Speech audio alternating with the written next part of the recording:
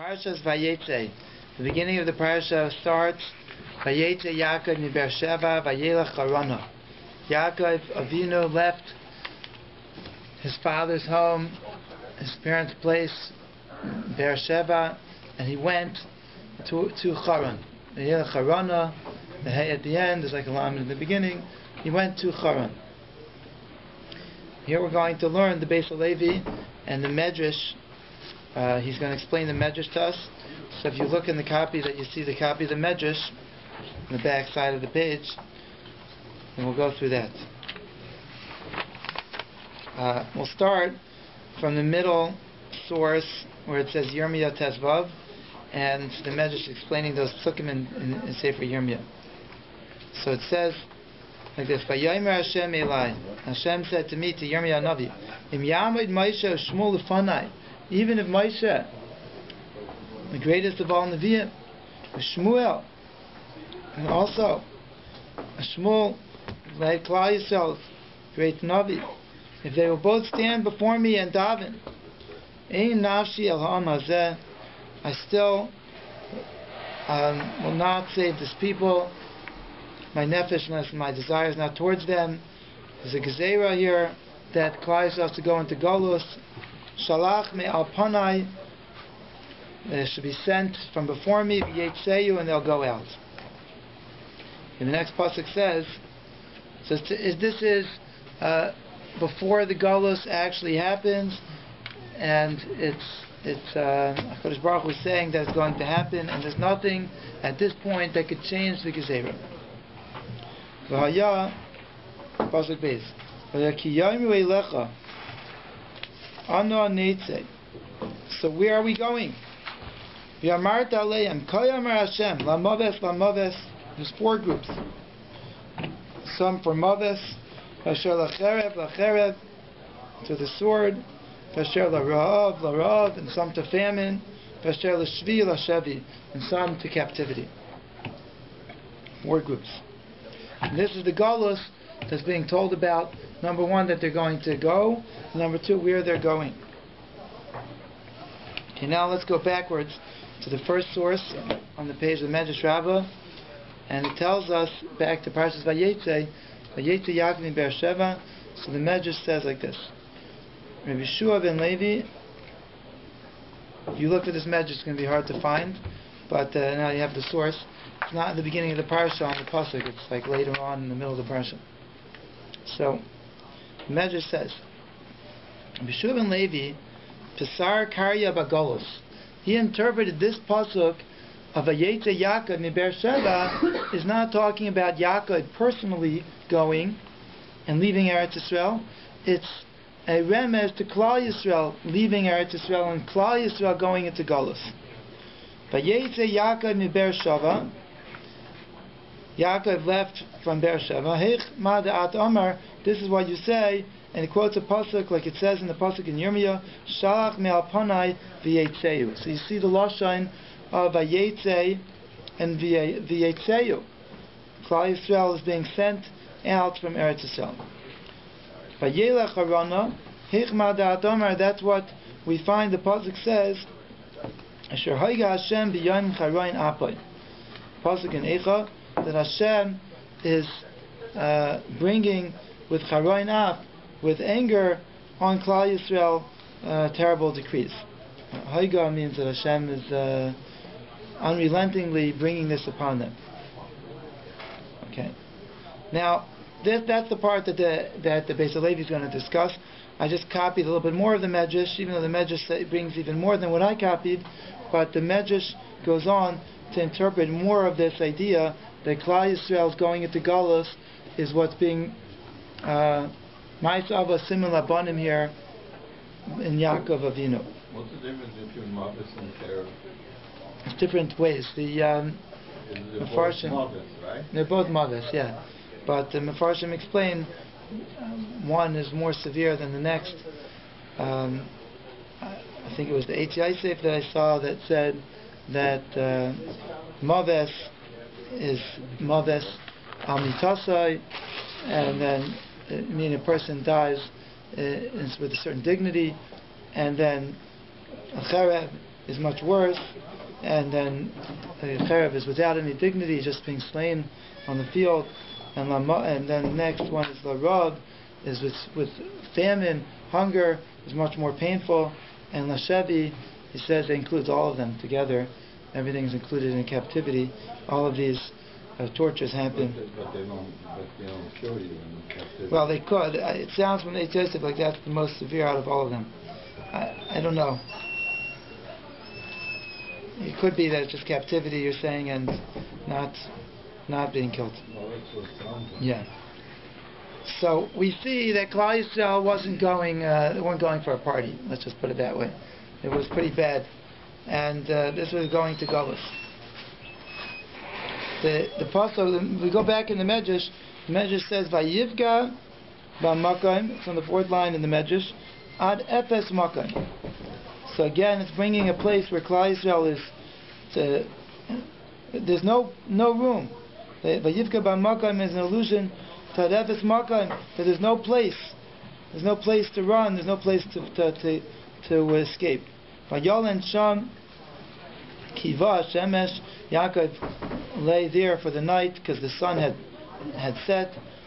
Brings the pasuk lala yeledes hashiva v'gomer, and the end of the pasuk speaks about laying down to rest, to be the life being taken of this mother. Vayikach me'avnei hamakom. Yaakov took from the stones and put it around his head. And he lay on the ground.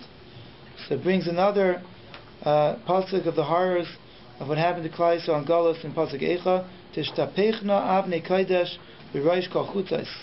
The stones, literally it means the stones of Hektish, the stones of the Beis HaMikdash, were all over, lying on the ground. B'rosh kol chutzos. It refers to Klal Yisrael. It's called Avnei Kodesh. So it's a remez. The Avnei Hamakom around on the ground is a remez to these holy stones laying on the ground. Vayasim mirashaisav, he put them around his own head. Ki yarad mirashaseichen, your head is going to be lowered onto the ground. Vayishka b'makom hahu, and then he lay in that place. Nishkeva b'vashtenu v'suchasenu klimasenu, laying in embarrassment and in humiliation. So terrible to think about each word, and then the Gemara, the Medrash goes on about the chalaim and the sulam and so on. But we're going to see the Beis HaLevi explain the first two parts of this Medrash. First of all, Vayetzei Yaakov mi Beresheva, and second of all, Vayelech Harana, and the Medrash said Vayetzei Yaakov mi Beresheva as a remez to Klal Yisrael being sent out of Eretz Yisrael, and Vayelech Harana is a remez to Klal Yisrael being punished with Charoin Af, with the anger of HaKadosh Baruch Hu. Okay, let's turn the page to the other side of the page. Okay. Now, we're going to switch topics for a second, just to get some background of here. Pasuk Pshat in the Pasuk in Vayetzei. Vayetzei Yaakov mi Beresheva Vayelech Harana. So, first, it's very familiar to us, the Rashi. Because of Rashi, why did it say Vayetzei Yaakov? We already know that he left from Beresheva. Why is the pasuk telling us again Vayetzei Yaakov mi Beresheva? Rak lametcha shahayitziyasai nikr. That Yaakov's leaving the place, leaving Beresheva, was something which was noticeable from the place that he left. Yitziyas tzaddik asa raishem. When a tzaddik leaves a place, so that makes a raishem. It leaves a void. It leaves some impression that's not filled. Now, the Beis HaLevi is going to say another pshat over here besides Rashi's pshat. Okay, and then he's going to show us how that's what the Medrash is actually learning. First, I'll speak it out to you outside. That person leaves his house. There's two reasons why he might leave his house. He might leave his house because the noise level is so bad that he has to get out, and he wants to leave his house because he wants to leave. He wants some fresh air. He wants to get out of the confines of his home. But there's another reason why a person might leave. Usually when we leave our home is because we're going somewhere. and we have a place that we're going, we have a goal that we're aiming towards, and we're going towards that, so that's why we leave. In the case of Yaakov Avinu, it was both simultaneously. Yaakov Avinu had to leave his home because of the threat to his life from Esav Harasha, and he needed to flee. So fleeing it's running away. And at the same time, he also was going for a purpose.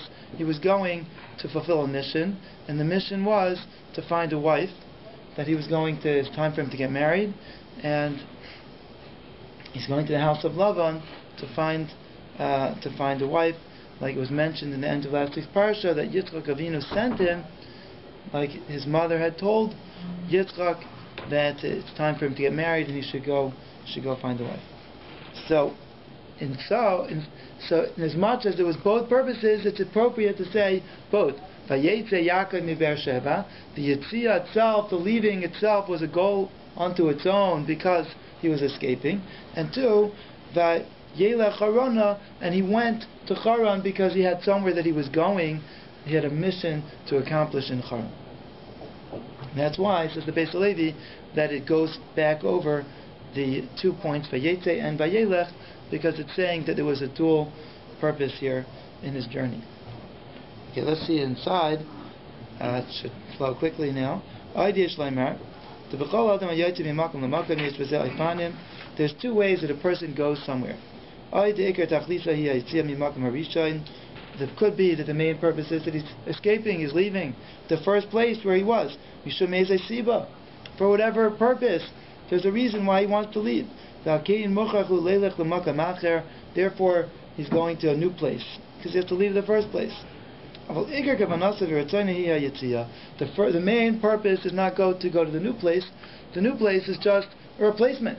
But the old place is no longer suitable for him, and that's why he's leaving.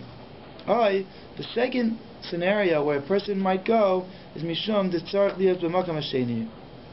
He needs to be in point number 2. That's his main goal.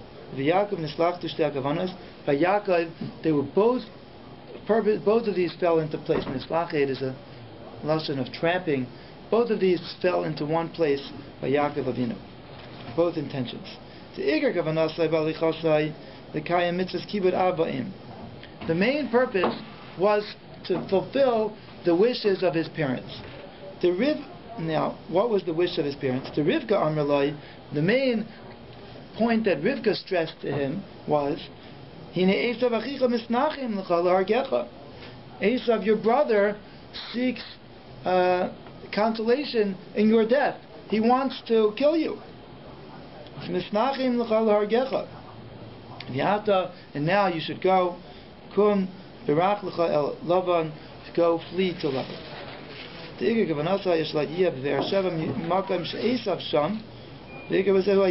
So that's the first thing. Rivka's wishes that he was fulfilling was that he should protect himself by running away. And now the second goal was, Yitzchak. What did Yitzchak say? Now, if you remember in end of last week's parsha, Rivka approaches Yitzchak, and Rivka doesn't say to Yitzchak that Esav's trying to kill Yaakov, you better run away. But what does she say? She says to him that it's time for Yaakov to get married, you better go to Lavan's house. Rivka Yimenu didn't say all of this to Yitzchak, Rak Shelo Yikach Isha Mibnais Canaan. She stressed to Yitzchak the point that Yaakov is not appropriate for him to marry one of the daughters of Canaan. So she commanded Yitzchak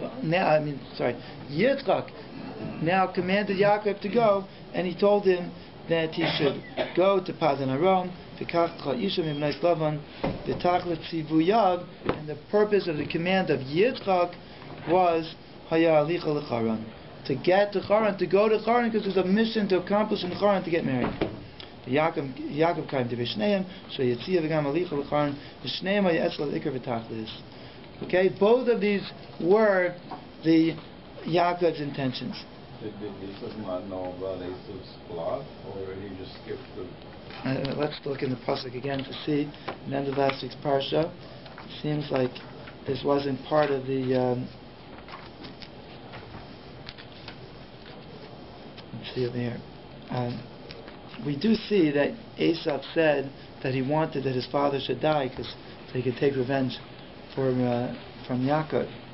So it doesn't seem like he was willing to let Yitzchak on that he was intended to kill Yaakov Avinu. But his mother, he let on to her? She could see what was going on. So she understood. I don't know why didn't Yitzchak know that. It says in the end of the parsha,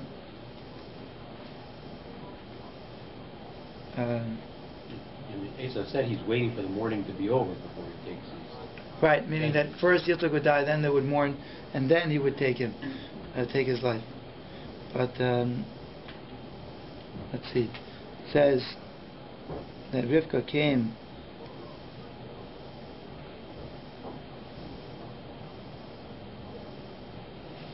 One second. V'tomer Rivka al Yitzchak. Katzti v'chaya mibnei b'nai Ches. Disgusted with my life because of the daughters of Ches who Esav had married. Im lekech Yaakov isha mibnei Ches ka'ela mibnei Saaretz mamali chayim. If Yaakov's going to take such a wife, so what do I need to live for? And then she didn't mention anything about the danger that was to Yaakov. And Yitzchak calls in Yaakov, and he commands him, and he says, "Don't take a wife mibnei Canaan. Go to Padan Aram and take for yourself a wife from there." He gives him a bracha, and he sent him to Padan Aram to love on them Besual Arami, Rivka and Yaakov Esav. Okay, it doesn't say anything about escaping from Esav. So, okay, so just to summarize all that, so we find that there was a dual purpose in Kavana in Yaakov going, and that's why the pasuk says Vayetzei Yaakov mi Bereshis. That was one purpose.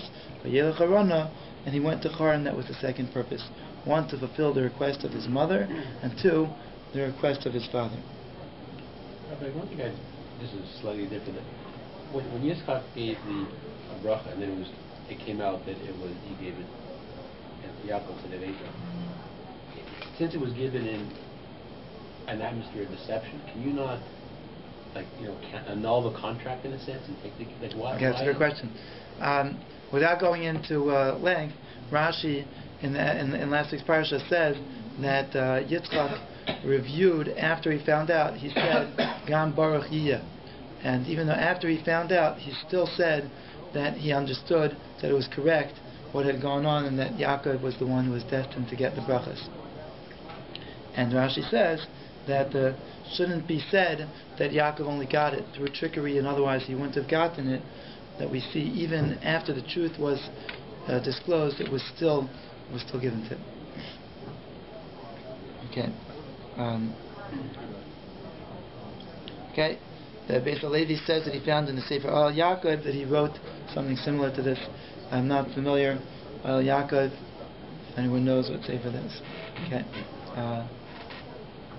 Okay. Now we're getting to the Medrash that we started with, and how this is going to be a Ma'aseh of a Simon Labanim, something that's a foreshadowing for Klal Yisrael going into Golus, being exiled, Yaakov going into exile, Yaakov leaving his Eretz Yisrael, leaving his father's home, and going into the house of Laban. How is that? Parallel years later, Klal Yisrael going into Golus. Okay. So let's see the next paragraph. Basically, the Medrash Rabba Isa. Rabbi Shimon Levi Pasar Kra Begaliyos. Rabbi Shimon Levi interpreted this pasuk talking about the Galiyos. The Vayetzei Yaakov in Bereshis. Hada Huda Da Amar. That's what it says in the pasuk. Shalach Mel Panai Vayetzei. And that's the pasuk in Yirmiyah that we saw. And then Vayelech Harana, here in Parashas Vayetzei, it says Vayelech Harana. That's referring to what it says in Eicha Kimada At Omer Ki Hashem Haiga B'Yayim Charain Apai. Charan being a lashon of Charain, of wrath. The day of wrath is the day Hashem sends Klal Yisrael into exile, so to speak, to give them Yisurim and punishments. Harei the Mefarish, now the Beis Levi sees in this that there was actually two purposes in going into Galus. It's very interesting. The first one is that he was sending them away from Eretz Yisrael. He was sending them into exile, into the diaspora. They can't, right now, they can no longer be in the land of Israel. The land of Israel is not for them right now. He's going to explain it. I should say they were undeserving of the land of Israel. So wherever they were going, let's say it was Babel or wherever they were going, was just a replacement. But here they were being sent into exile because they were unworthy, and it wasn't for them right now to be here in HaKadosh Baruch Hu's land, in the land of Eretz Yisrael. So now he explains the second to last line from the page in the first column from the right. It says, "V'kavanos hamedrash to mefarish to kol ma shekatzuv b'Yaakov." Everything that's written by Yaakov, who's simin libanav b'galusam. It's a sign. It's a remez. It's something that is indication of what's going to be for the Jewish people in Galus. V'gam bahem hayu shnei dvarim hanal.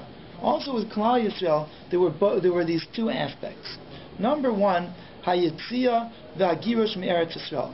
The first one was being exiled and being driven out, sent away from the land of Israel. V'hagal eretz nachriya lailahem, and reaching a land that's foreign to them. V'shneim, meaning the second purpose was getting to this land where they were going that was foreign to them. The first purpose was leaving Eretz Yisrael. The second purpose was reaching the Eretz Nachriya Lailahem, the foreign land that they were exiled to. V'shneim heim bahem l'tachlis. The Mefarish, like the Medrash says, Vayetzei Yaakov k'madat omer shalach me'al panai v'yetzeu, which means this pasuk is saying that they should leave. Send them away from me. The pasuk in Yirmiyah is saying, and they shall go out. So it sounds like the mashmois hakasuv, the ikar kavanos hagalus, hu hayitzia me'eretz Yisrael. The main point here is that they should leave. They should go away from the land of Eretz Yisrael. V'zeu shomer v'yetzeu shelo yiyu kan. They shouldn't be here, that they should leave. And that is and now he explains why is it that they have to leave the land of Eretz Yisrael because of the sins, and that what was it here?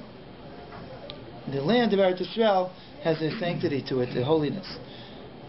V'kavana bazeh, the Eretz Yisrael b'kdushasa, with the kedusha, with the sanctity of Eretz Yisrael, eina seiveles aleh ivrei aveira.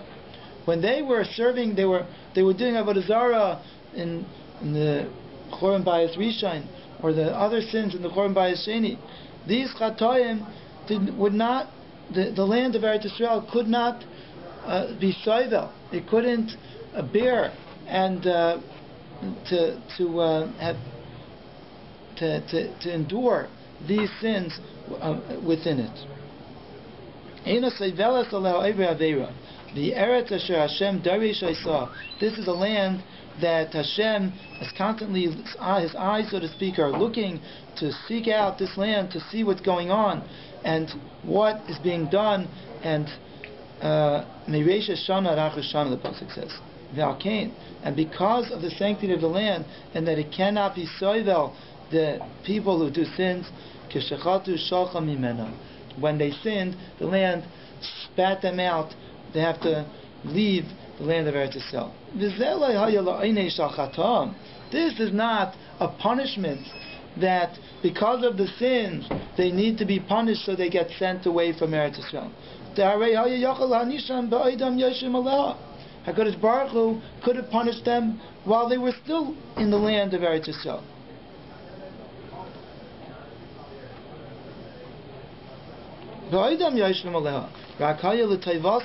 This was for the benefit of the Jewish people.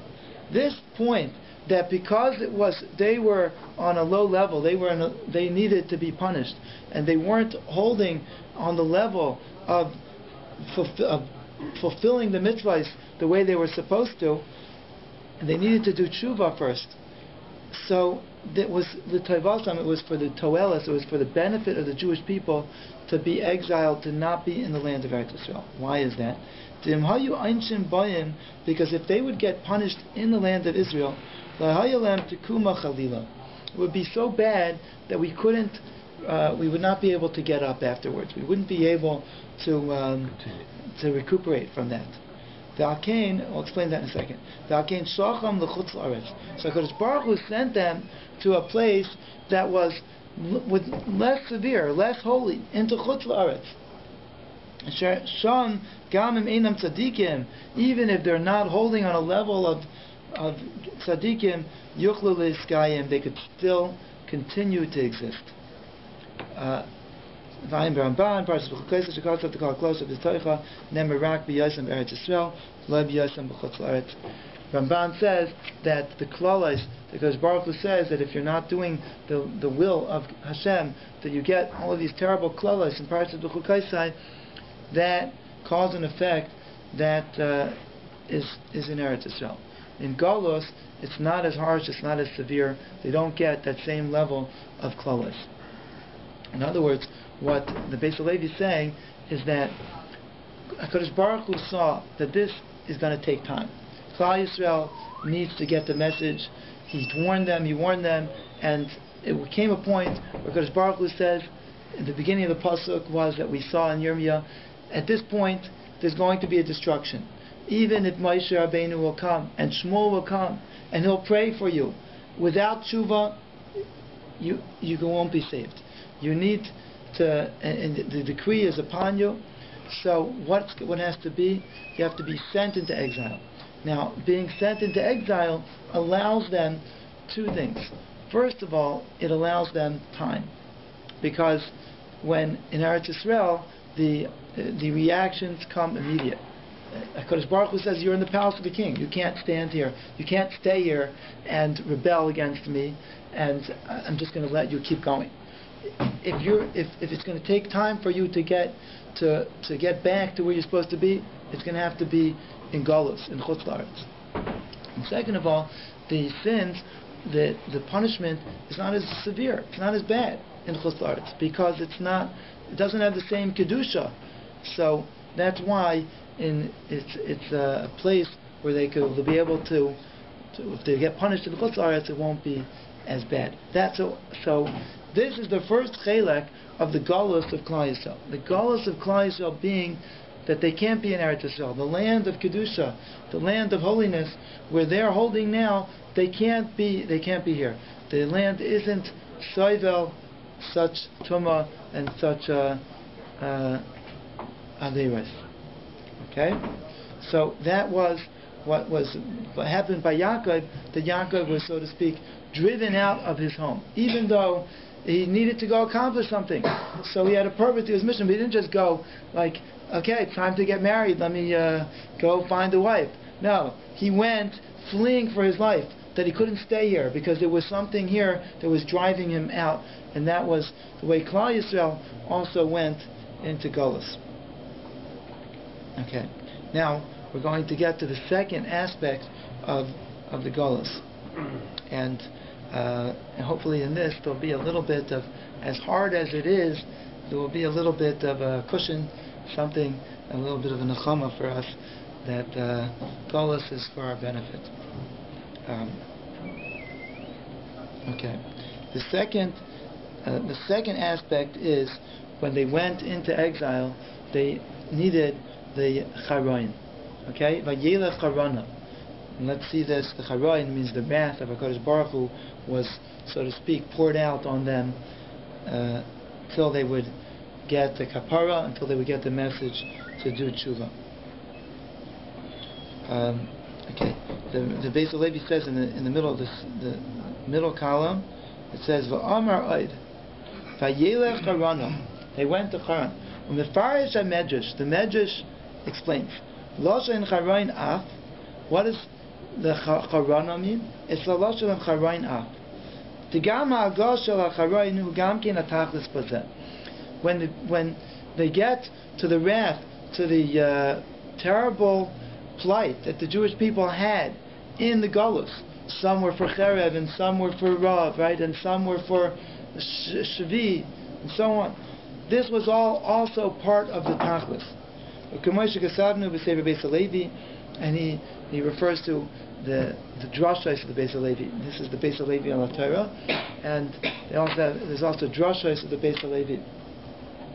But I looked into it. The main message he gives over here, so I didn't make a copy of the drasha. But the idea is that he brings the pasuk in Yirmiyah that we saw already, and shows us what's inside the pasuk. Shalach mi alpanai v'yetzeyu.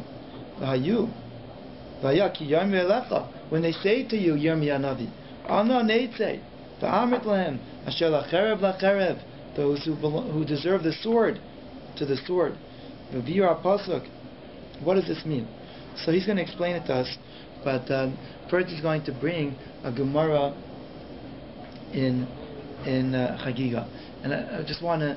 We already see where he's going. What he's saying is that the Charayin Af, the wrath of HaKadosh Baruch Hu, and these punishments that were coming upon them, that was the second purpose in the Golus. So the first part, in the pasuk in Yirmiyah itself, it brings both aspects. The first one is Shalach mi alpanai v'yetzeyu. They can't be alpanai. They can't be here in front of me. They have to go. And the second purpose was, where are we going? Are we going somewhere, or we're just leaving? And Kadosh Baruch Hu says, yes, you are going somewhere. You're going to get punished. There's a gezerah here, lacherev, lacherev, and so on. Now, if you turn over for a minute, the bottom photocopy here on the second side, it's a very small print. It's a Gemara in Maseches Chagiga, and before we see it inside, the idea here is that we're going to see the second half of the Gemara. There was an apikares that was tormenting Rabbi Shua ben Chananya, and he was saying, look, you're in Golus, your God has forgotten about you, he's totally turned away, and he doesn't care about you anymore. And what are you still observing the mitzvahs anymore? Forget about it. And Rabbi Shua ben Chananya responded that HaKadosh Baruch Hu's hand is still upon us. He still cares for us, and he's still guarding us. Okay, let's see it inside, and we'll start from the first half of the Gemara. Okay, you know what? I'll just skip the first wide line in this photocopy here. Rabbi Shua ben Chananya v'koi beKesar. He was in the house of the Caesar. And this apikores signaled to him. They had this sign language that they spoke with. The nation that their master, their God, has turned his face away from them, has forsaken them. What are you doing? Why do you continue? So he signaled back to the apikares. Hashem's hand is still hovering over us. Amar Yeshua. So the Kesar said to Yeshua. Now, okay, so until now was a dialogue between the apikares and Yeshua ben Chananya. But at this point, the Kesar, who seems to have not picked up on what was going on, he wants to know what's this dialogue between them. So the apikares says to the Kesar, to the Caesar, what he signaled. He signaled that it's a nation that their God turned his face away from them. What he said to Yeshua, Rabbi Yeshua, what did he signal to you? So he said, I know what he signaled to me. He signaled, I understood, that it's a nation that the master turned his face away. And I signaled back to him, that Hashem's hand is still over us, guarding us. So then the Caesar turned to the apikares and he said to him, I guess the apikares couldn't hear what Rabbi Yeshua was saying. He said, what did you signal to him? Amrulei lahu mina, my achuyasle, what did you signal to him? So he said, I signaled Amadadrina Marimine, So what? So he said, and what did he signal back to you? Did you understand what Rabbi Yeshua was responding? And he said, I'll be honest, I don't know. I didn't understand what Rabbi Yeshua was signaling back to me.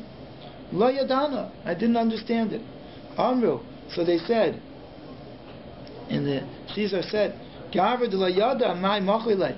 A man, this is referring to the min of Apikares here, who doesn't even understand what the end of the dialogue. He doesn't understand what was signaled back to him.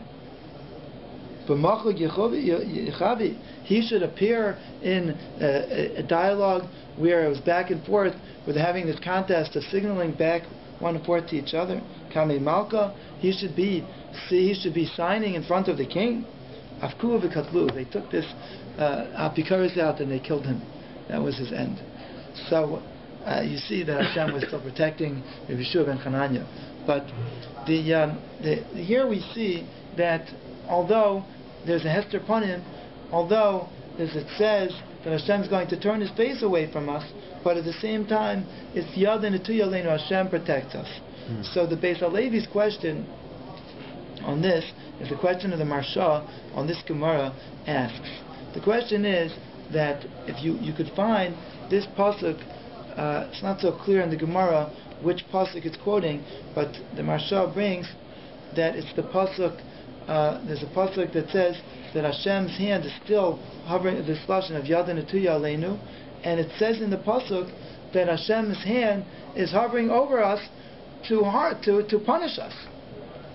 So this isn't the pasuk that should be brought to show that Hashem still cares and is still guarding us, because the pasuk is actually referring to Hashem's hand being over us to give retribution and to punish Klal Yisrael. So why is this a pasuk that's showing that Hashem is still concerned, that this is why we continue, and what the Beis HaLevi explains is that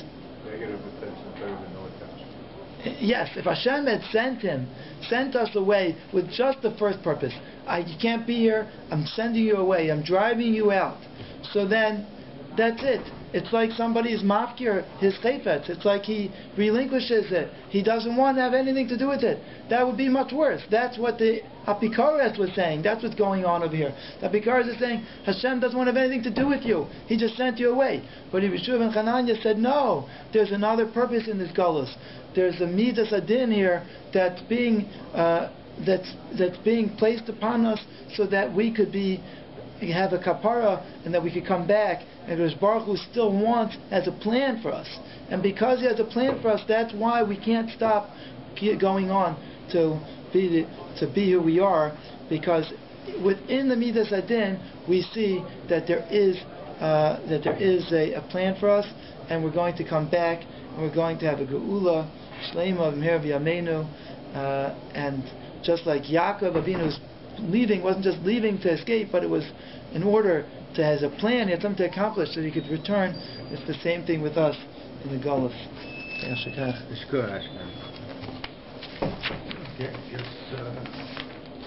Good Rosh Chodesh. Rosh Chodesh is that time when our hopes are renewed in exile, because like the moon, it's going to have a rebirth.